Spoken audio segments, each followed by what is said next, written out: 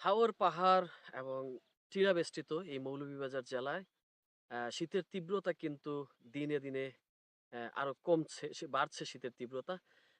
তবে আজ অনেকটা শীতের তীব্রতা অনেকটা কম আমরা জানতে পেরেছি। আবহাওয়া বিভাগ জানিয়েছে যে আজ তাপমাত্রা 14.5 ডিগ্রি সেলসিয়াস। তো আমার পেছনে আমি যেখানটাতে দাঁড়িয়ে আছি সেখানে পেছনে দেখতে পাচ্ছেন চা বাগান। আসলে চা শ্রমিকরা তারা কাজ করে থাকেন এখানে শীতকে উপেক্ষা করে। তো আমার পিছনেই দেখতে পাচ্ছেন কিছু চা শ্রমিক তারা কাজ করছেন। আসলে তারা এই শীতকে উপেক্ষা করে কাজ করে থাকেন। উম, তারা আসলে জীবিকার তাগিদেই শুধু আসেন। শুধু কৃষকরাই চা শ্রমিকরাই নয়, আসলে এখানকার যে হাওর পাড়ের যে কৃষকরা রয়েছেন তারাও কিন্তু এভাবেই কাজ করে থাকেন। খুব ভোরে বের হয়ে যান মাঠে। এছাড়া যারা রিক্সা ও সিএনজি চালকরা রয়েছেন তারা কিন্তু এই কনকনে শীতল বাতাসেও যানবাহন চালাচ্ছেন। জীবিকার তাগিদে তাদেরকে কিন্তু ঘর থেকে বের হতে হচ্ছে।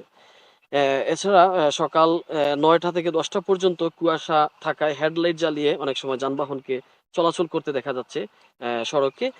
রাতে ঘন কুয়াশায় আচ্ছাদিত থাকে, অনেক সময় দুর্ঘটনার আশঙ্কাও থাকে। শ্রীমঙ্গল আবহাওয়া পর্যবেক্ষণ কেন্দ্রের যিনি কর্মকর্তা আছেন আনিসুর রহমান, তিনি আমাকে যেটা জানিয়েছেন, আজ সকাল ৬টা পর্যন্ত শ্রীমঙ্গল তাপমাত্রা রেকর্ড করা হয়েছে 14.5 ডিগ্রি সেলসিয়াস।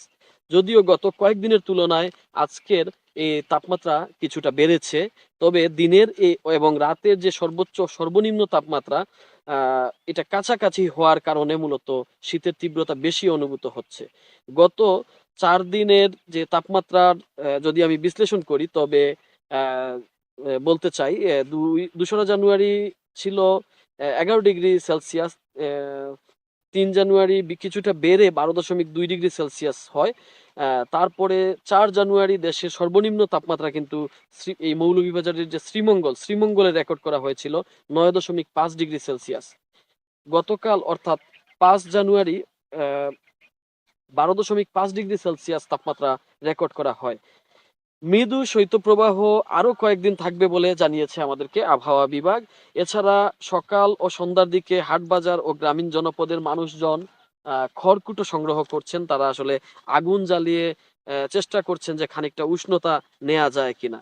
আপনাদের আসলে আরো জানাতে চাই, জেলার সকল উপজেলা স্বাস্থ্য কমপ্লেক্সে শীতজনিত রুগীর সংখ্যা কিন্তু অনেকটা বেড়েছে। বিশেষ করে আউটডোরে রুগী বেশি থাকছে।